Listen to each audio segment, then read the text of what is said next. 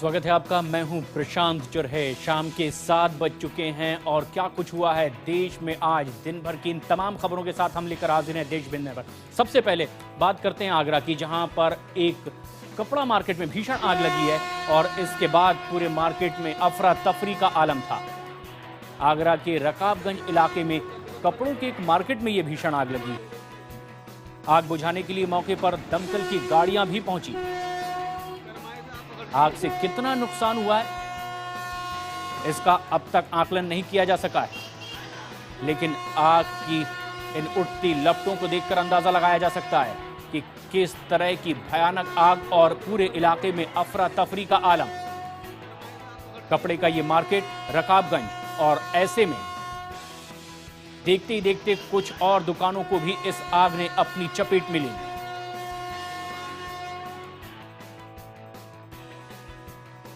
और अब खबर महाराष्ट्र के शिंगणापुर से, जहां पर शनि मंदिर की वेदी पर एक महिला की पूजा करने के बाद विवाद आगे बढ़ा। आखिरकार ट्रस्ट ने मंदिर का शुद्धिकरण कराया और कहा कि 400 साल पुरानी ये परंपरा टूटी। शनि के शिंगणापुर में सीसीटीवी की वो तस्वीरें हैं जिसको लेकर बवाल मचा हुआ है। दरअसल परंपरा के अनुसार शनि के शिंगणापुर में शनिदेव को महिलाएं तेल नहीं चढ़ा सकती हैं, लेकिन इस महिला ने मंदिर की 400 साल पुरानी परंपरा को तोड़कर शनिदेव को तेल चढ़ा दिया, जिसके बाद बवाल मच गया और अब मंदिर का शुद्धिकरण कराया गया। त्यानंतर झालेली घटना ही संबंधित विश्वस्तांना, त्यांचे कार्यकारी अधिकारी, उपकार्यकारी अधिकारी, मॅनेजर साहेब यांना कळल्यावर यांनी साधे फुटेज सुद्धा बघितले नाही का हा प्रकार झाला कसा आणि इधर कर्मचारी कोण होते। मंदिर के ट्रस्टी साईराम ने पूरे मामले पर सफाई देते हुए कहा कि हम महिलाओं का सम्मान करते हैं, साथ ही उस महिला और उसकी भावना का भी सम्मान करते हैं जिसने वहां जाकर पूजा की है, लेकिन पुरानी परंपरा के अनुसार वहां महिलाओं का पूजा करना वर्जित है और इसे हम बदल नहीं सकते। सुन्नी नेता मुस्लियर के एक बयान से विवाद खड़ा हो गया है, जिसमें उन्होंने कहा है कि महिलाएं बच्चा पैदा करने के लिए ही होती हैं। हालांकि दूसरे मुस्लिम धर्मगुरुओं ने इस बयान का विरोध किया है और राजनीतिक दलों ने भी इसकी निंदा की है। महिलाओं को लेकर दिए गए सुन्नी नेता के एक बयान ने विवाद खड़ा कर दिया। सुन्नी नेता कंथापुरम एपी अबू बकर मुस्लियर का कहना है कि लैंगिक समानता की संकल्पना ही गैर इस्लामी है। मुस्लियर का कहना है कि महिलाएं कभी पुरुषों के बराबर नहीं हो सकती, वो केवल बच्चे पैदा करने के लिए होती हैं।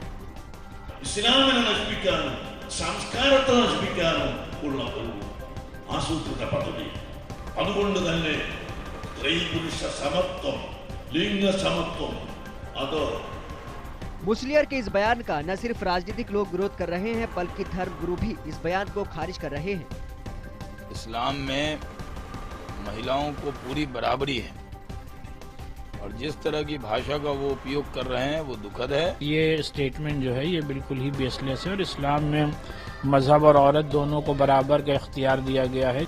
हालांकि कुछ मुस्लिम धर्मगुरुओं ने इस बयान का समर्थन करते हुए कहा है कि अल्लाह ने मर्द और औरत को अलग अलग बनाया है और इसे स्वीकार किया जाना चाहिए, लेकिन शायद मुस्लिम समाज इस तरह के बयान को स्वीकार करने को तैयार नहीं है। देश की राजधानी दिल्ली में छेड़छाड़ की घटनाएं कम नहीं हो रही है। 21 साल की एक लड़की ने एक कैब ड्राइवर पर छेड़छाड़ का आरोप लगाया है। ऐसे में कैब ड्राइवर को गिरफ्तार कर लिया गया है और उसके मालिक को भी। दिल वालों की दिल्ली को एक टैक्सी ड्राइवर ने फिर अपनी हरकतों से शर्मसार कर दिया है। पीड़ित लड़की ने 3 नवंबर की रात कैब बुक कराई थी। कैब में 3 और महिला सहकर्मी थी, जिन्हें ड्रॉप करने के बाद आरोपी ड्राइवर महिला को जबरदस्ती सड़कों पर घुमाता रहा और इस दौरान पीड़िता से बदतमीजी भी की। जैसे मैंने दरवाज़ा खोला तो इसने मेरा गला वाला दबा के मुझे ऐसे पीछे फेंक दिया और इसने मेरे हाथ पैर पकड़े और मुझे वापस गाड़ी में डाल दिया और बाहर से लॉक कर दी गाड़ी। पीड़िता के मुताबिक इस दौरान उसने कई बार पुलिस को भी फोन किया, लेकिन फिर भी उसे मदद नहीं मिली। आखिर में ड्राइवर इनोवा कार को त्यागराज स्टेडियम ले गया, जहां पर ड्राइवर और गाड़ी के मालिक ने भी महिला के साथ बदसलूकी की।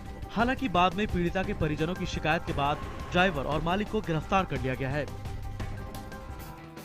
स्वामी रामदेव को द्वीप दिए जाने के केंद्र सरकार के फैसले का विपक्ष विरोध कर रहा है और वो ये कह रहे हैं कि स्वामी रामदेव योग गुरु नहीं बल्कि व्यवसायी है। पर्यटन को बढ़ावा देने के मकसद से स्वामी रामदेव को केंद्र सरकार की तरफ से एक द्वीप देने का प्रस्ताव किया गया। केंद्रीय मंत्री नितिन गडकरी की तरफ से दिया गया ये प्रस्ताव विवादों में घिर गया है। कांग्रेस और दूसरे विरोधी दलों का कहना है कि रामदेव एक व्यावसायिक व्यक्ति हैं, लिहाजा उन्हें इस तरह का ऑफर नहीं दिया जा सकता है। भारतीय जनता पार्टी को सत्ता में लाने के लिए जो किरदार बाबा रामदेव ने निभाया था उसको कोई नकार नहीं सकता है, और निश्चित ही सरकार बाबा रामदेव को उसके लिए कोई न कोई तोहफा तो अवश्य देगी। वो इनके हक में खड़े हो गए थे और हर तरह से इनके हक में पूरे देश भर में प्रचार कर रहे थे। वो बाबा नहीं है, राजनीतिक आदमी है। हालांकि बीजेपी को इस प्रस्ताव में कोई बुराई नहीं दिखाई दे रही है। रामदेव जी को एक ऐसा आइडिया दिया गया है कि एक आइलैंड को डेवलप करे जहां एक लाइट हाउस है, लेकिन अन्य लोगों को भी टूरिज्म के पॉइंट ऑफ व्यू से, जहां तक कांग्रेस पार्टी की बात है, वो हर चीज का विरोध करते हो। सरकार का तर्क है कि इस तरह के द्वीप पर योग करने के साथ कुछ समय के लिए रहने की भी व्यवस्था होगी और इससे पर्यटन को भी बढ़ावा मिलेगा। जन लोकपाल बिल को लेकर प्रशांत भूषण ने दिल्ली के मुख्यमंत्री अरविंद केजरीवाल को खुली बहस की चुनौती दी है और उन्होंने ये भी कहा है कि दिल्ली विधानसभा के बाहर वो प्रदर्शन भी करेंगे। जन लोकपाल बिल पर प्रशांत भूषण का दिल्ली के मुख्यमंत्री अरविंद केजरीवाल पर लगातार हमला जारी है। प्रशांत भूषण ने ऐलान किया है कि वो सोमवार को विधानसभा में पेश होने जा रहे इस विधेयक के खिलाफ प्रदर्शन करेंगे। साथ ही प्रशांत भूषण ने केजरीवाल को जन लोकपाल पर खुली बहस की चुनौती भी दी। उसमें कोई सर्च कमेटी, कोई पारदर्शिता नहीं है लोकपाल के चयन में, जो कि हमारे सारे पुराने बिल्स में थी। बीजेपी ने भी लोकपाल के बहाने आम आदमी पार्टी और केजरीवाल पर हमला बोला है। I hope the Congress party takes some lessons from it and does not constantly become intolerant to every comment in the country. दरअसल प्रशांत भूषण का कहना है कि अन्ना के आंदोलन के समय जो जन लोकपाल बिल बना था उसे केजरीवाल ने अपने राजनीतिक स्वार्थ के लिए बदल दिया है, और जो लोकपाल बना है वो कभी भी केंद्र सरकार पास नहीं होने देगी और ये मसला एक बार फिर अटक जाएगा। पूर्व केंद्रीय मंत्री और कांग्रेस नेता पी चिदम्बरम ने माना है कि राजीव गांधी की सरकार के वक्त सलमान रश्दी की किताब पर बैन लगाना एक गलती थी। ऐसे में अब बीजेपी ने कांग्रेस पर पलटवार किया है। No hesitation in saying that the ban of Salman Rushdie's book was wrong.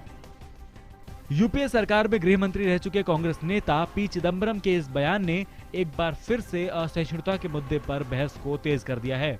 लेकिन अब सवाल ये उठ रहा है कि ज्यादा असहिष्णुता किसकी सरकार में थी।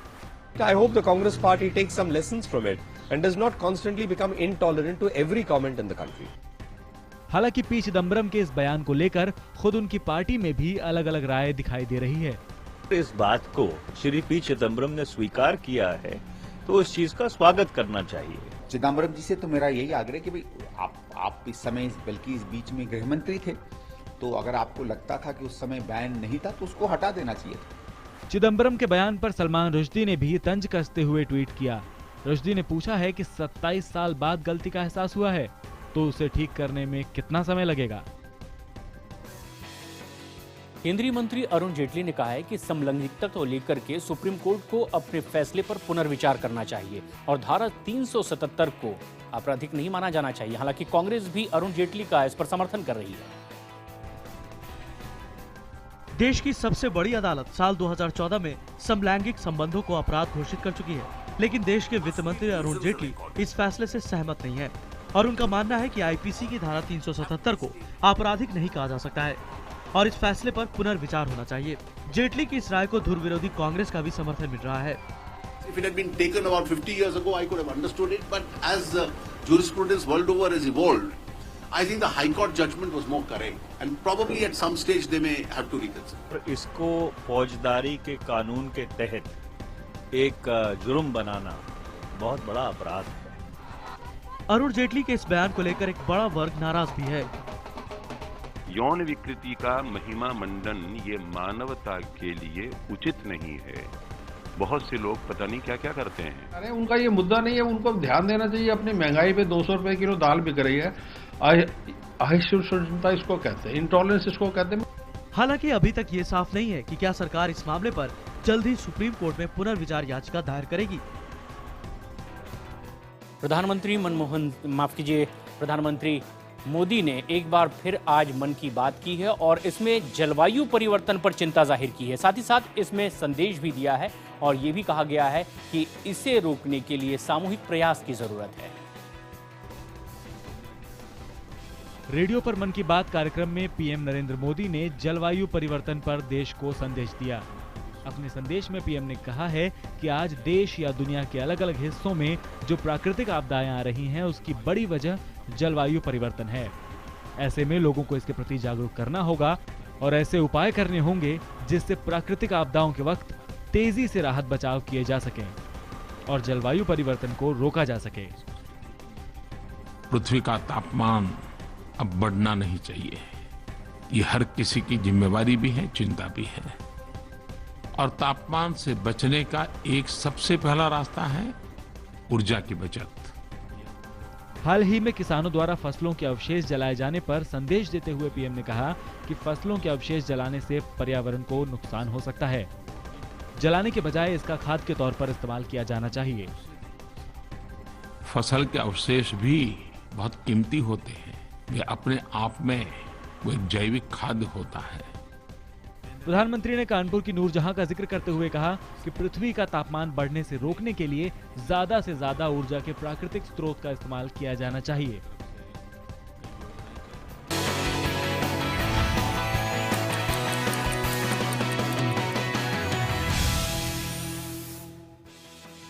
मकाऊ ओपन ग्रां प्री टूर्नामेंट जीतकर पीवी सिंधु ने हैट्रिक जमा ली है और भारतीय इतिहास में एक नई इबारत लिख दी है। भारतीय बैडमिंटन स्टार पीवी सिंधु ने अपना Macau open grand pre gold खिताब बरकरार रखा है। लगातार तीसरी बार खिताब जीतकर पीवी सिंधु ने हैट्रिक जमाई। $1,20,000 की इनामी राशि वाले टूर्नामेंट में महिला सिंगल्स के फाइनल में पीवी सिंधु ने जापान की मिनात्सु मितानी को 21-9, 21-23 और 21-14 से हराया। इसी तरह खेल के उन्होंने अगले साल भी अच्छा प्रदर्शन करे और ओलंपिक्स के लिए क्वालिफाई होकर फिर ओलंपिक्स की तैयारी भी करे। तो बहुत अच्छा खेली है। सेमीफाइनल में जापान की 9वीं रैंक की अरकाने यामागुची को हराकर फाइनल में पहुंची सिंधु के लिए मुकाबला आसान नहीं था। पहले सेट में बढ़त बनाने के बाद दूसरे सेट में कड़ा मुकाबला हुआ और मिनात्सु ने 21-23 से जीत दर्ज करके मैच में वापसी कर ली। लेकिन अंतिम और निर्णायक सेट में सिंधु ने मिनात्सु मितानी को दूसरा मौका नहीं दिया और 21-14 से जीतकर खिताब अपने नाम कर लिया। देश दिन भर में फिलहाल इतना ही।